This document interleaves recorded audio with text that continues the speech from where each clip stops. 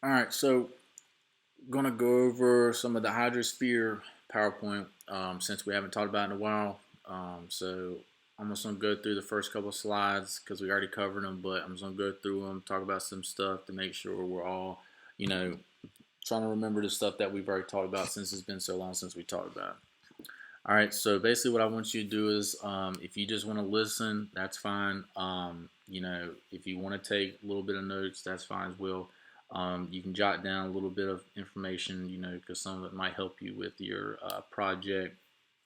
Um, you know, but if you don't want to write them down, that's fine. Just try to pay attention because you need to know some of this stuff for the project and some other stuff that might be coming up. So just try to pay attention and just pay attention and listen. All right.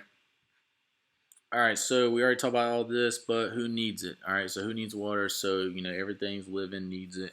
Us, food, agriculture.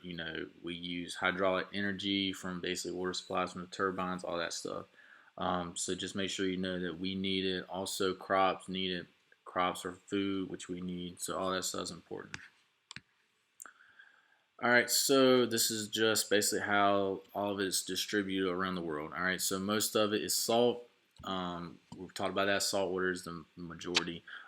We have less fresh water. Fresh water is most important for us because that's what we drink. Salt water we don't really use that much other than the oceans and marine life. Remember we talked about fresh water. Basically, most of it comes from ice, which is not melted yet. Groundwater is our second highest, and then you have lakes, river, and water vapor. So those don't really contribute that much. So our main two sources are ice and groundwater, right? All right. So we talked about the water cycle. So make sure you're kind of familiar with the water cycle. Just know that that's how the water keeps moving from place to place. It's a process. Without that, we wouldn't get more rain. That's how we get rain, precipitation, all that stuff is happening in that cycle. All right, so that's very important. Evaporation and transpiration is basically the same thing, just happening in different places. So evaporation is over basically a river, any body of water. All right, so basically what it is that vapor will rise up and it goes into the atmosphere. Transpiration is basically when it's happening from plants. All right, so there's two opposite places that it's happening. Condensation. All right, so we're talking about a gas and a liquid. So basically, this is when you have that warm and cold air and they're colliding and they're starting to form little water droplets. Precipitation. Everybody knows what that is. Rain. All right, so rain, snow, anything like that. Sleet, hail. As long as it's falling down, that's what we have for precipitation. Infiltration is very important. Make sure you know that. That's basically when it rains and then it will get into the soil. So basically, rains gets on the ground. Infiltration is what causes us not to see the rain puddle up. If it's puddled up, it means it's too much and it can't go in right now. And then we have to wait for it to go down later. Also, make sure you know it's very important because infiltration is basically what supplies our groundwater supply, which is the main thing that we get fresh water from. Let's see, next one. So groundwater flow and discharge. So make sure you know groundwater is under the ground. Rain helps, recharge all that stuff. It moves into surface water, basically rivers, lakes, anything like that. It's all moving in there. Groundwater is very important. All right. So make sure you know what's going in the ground. The only bad thing is, remember in this picture, we looked at the farm, the urbanization, the businesses, houses, all that stuff. Runoff contributes to groundwater pollution. All the harsh chemicals, all the litter, all that stuff will contaminate the groundwater. Aquifer, so make sure you know aquifer is basically a rock layer of sediments that is transmitting groundwater freely. So it's moving freely through those layers. All right, so it's very important for well water. Let's see, don't worry about that much. Good. Good. Moving on. So wells, just make sure you don't need to know too much about wells, but basically wells are down in the ground and basically bring up water up from the ground. Let's see. Subsidence. All right, so this is basically when we're starting to see sinking of the Earth's surface. So basically, what this is when that water goes underneath the ground and starts to break up all of the layers and stuff underneath the ground. It basically can cause such things as potholes, holes, trees uprooting, house caving in, or a house settling, something like that. So like I said, the potholes. So on the side of the road, that rain and stuff will start to wear down the soil underneath it, and basically will make the road start to crack, and then will start to cave in. Springs. All right, so springs is basically just groundwater that has moved and it's on top of the surface because it couldn't fit under the ground anymore. So it's on top. Hot springs, basically the same thing. It's just hot because basically it's near a volcano where you have the magma that's underneath and it's heating it up really hot. Springs, geysers. All right, so geysers about the same thing. They just kind of erupt, so they shoot up every so often. Pollution. All right, so groundwater pollution. Some of you might you should be doing some of this stuff on your project. So we talked about. Let's look back over it. So groundwater is renewable. Renewable resource is anything that you can keep reusing. It's not limited. Non-renewable is when you use it one time, it's gone. All right, so groundwater can be polluted by fertilizers or anything coming from farmers or even everyday people, spraying stuff in their yard to kill weeds, bugs. Also, if you dump oil or you dump gas or something like that in your yard, that's the same thing. Pesticides, farmers use that, people use that to spray on the flowers or crops to try to kill these little bugs and stuff. Sewage systems, sewage can get backed up, basically causing it to uprise and pollute the groundwater. Industry, chemicals, talking about any businesses, anything like that, any companies that are dumping oil or dumping harsh chemicals, and it's going down into the groundwater and basically causing it to pollute it by it absorbing it. Mining, we talked about mining factories, anything like that that's using chemicals can pollute it. So just make sure you know that water pollution is very harmful to not just us, but the nature. So all them animals and that stuff that are living in there, that will hurt them if they're basically, drinking it. Can cause the crops to get certain things in there, pollution, all that. So what are some sources of water pollution? So, industries, which any of those businesses, runoff from farms, houses, littering, anything like that. Mining's a big one. So point source pollution. Point source pollution is anything that's basically contaminated that you can see. So it's traceable. Traceable means that you can point out and say, hey, that's where it's coming from. For example, that picture, the pipe, you can clearly see where it's coming from. Non-point, basically non-point is you really don't know. So if you're looking at that picture, you can see you got all these different sources, but you don't know where exactly it's coming from. So non-point is worse because you don't know where it's coming from. You don't know where to stop it. All right. So point source, you can kind of stop and try to fix it. All right. But non-point, you got to try to figure out where it is. So how to reduce them? So clearly, you need to use fertilizer and pesticides the way that the instructions tell you to use it. Don't use it just any way you want to. Have your septic tank inspected every so often. Just don't dump anything down the drain, flush down the toilet, anything like that.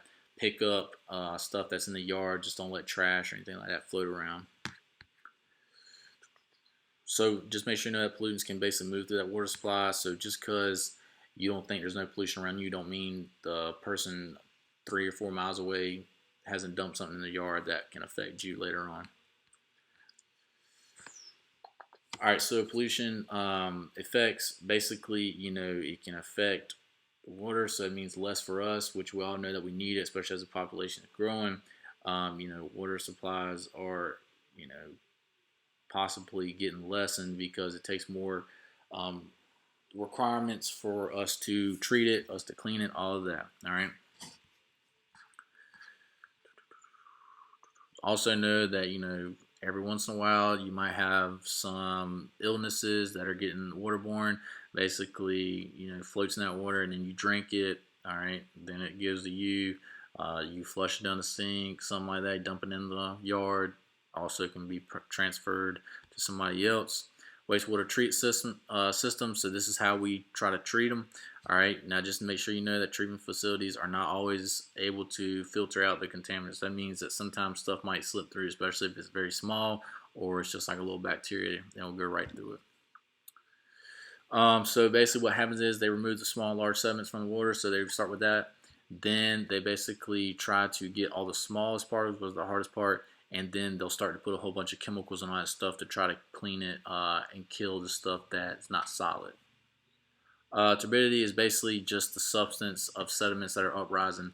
All right, so in that picture, that's why you can see it's orange. So all that stuff is uprisen and it's not settled. So now in this case, the water's moving very fast. So if it's moving very fast, the sediments don't have time to settle down. If they have time to settle down, the water would actually look more clear, and the sediments would be on the bottom.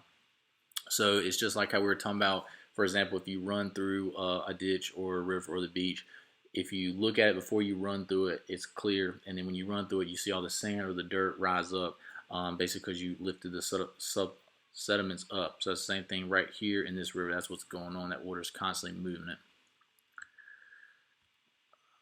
So the causes erosion. So all that erosion, the broken down soil, the broken down rocks is sitting in that river or lake, and basically causing all that stuff to uprise. All right, so it's a lot in there. Waste discharge, algae growth. Remember we talked about algae growth and urban runoff. pH. So pH is just the level of the water. So basically 0 to 7 is acidic, and you have 7 to 14, which is basic. All right, so just so you know that. pH can cause problems in oceans or rivers for animals, for us, because the fish are dying, then we don't have no way to eat the fish. All right, so pHs can kill all the animals that are living in the water, the marine animals. So that's a big factor right there on pH. Dissolved oxygen, DO, basically what is happening is it's getting removed from the water, so the water is not containing any oxygen. All right, and the oxygen is needed for the animals to breathe. All right, usually the reason the oxygen is disappearing is because of bacteria and algae is growing in there. So when the oxygen is basically drops too low, the fish will start to die. All right, then you won't have no fish in there. Temperature, also temperatures can basically change hot to cold. All right, so some fish are basically tolerant to hot, some are to cold. So it all depends. So it could definitely play a factor there and cause some change in the way the temperature is for the water, and the fish might have to move on, or they might not be able to survive. Nitrates are basically what comes from fertilizers. So fertilizers are what we use, people or farmers typically use on their crops. Fertilizers cause nitrates to make algae grow. So algae, when it's growing, it's fine. Algae is good, but it also can be a problem because if you have a whole bunch of algae growing at one time, it would take all the oxygen from that river or lake right there and basically wipe out all the fish, because that algae would take away all the oxygen, then nothing else can breathe or live there.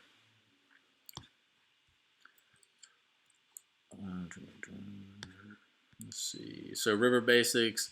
So just about rivers and streams, headwaters. This is just like a beginning of the river, typically found in the mountains. Don't worry about that. The mouth is basically where the river flows into a large body of water, lake, ocean, river, anything like that. Rivers and streams, so basically all this stuff contributes to one area, so it's going from all over into one area. Divide is basically when boundaries that separate streams, so these are separating it, so it's causing it to divide into two. The channel, so the course of the water and which it flows. So you see this one's more like an S. All right, some of them are straight, some of them are curved. So that's just what the channel is. What way does it take? Granted, this is just if it's steep or is it not. All right, so it depends on how much it drops. So the elevation has to drop a little bit so the water can keep flowing.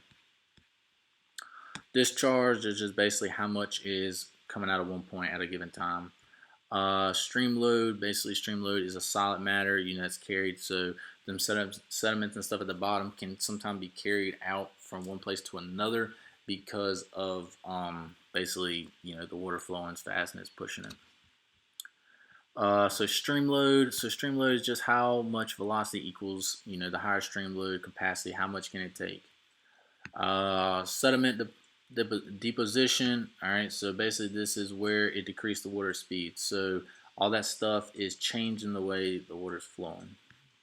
Obstruction, so it's just like a water hose. If you're squirting it and then all of a sudden somebody comes up behind you, you know it, and they pinch it, you don't have no water flowing out because it's an obstruction. All right, and then when you release it, it comes back out because nothing's blocking it. Don't worry about that. Good on that. All right, so we stopped around here before we got out. So let's just stick here, and then the next video will be on the newer material. We'll go a little bit more into, since we haven't covered that yet. So this right here is the material that we've already covered. You should have wrote notes on it, so you should be familiar with most of this stuff. I just wanted to kind of go over it with you a little bit. All right, so let's see. If you have any questions about any of this stuff, make sure you let me know, and we'll do something. All right, that should be it. All right, till next time.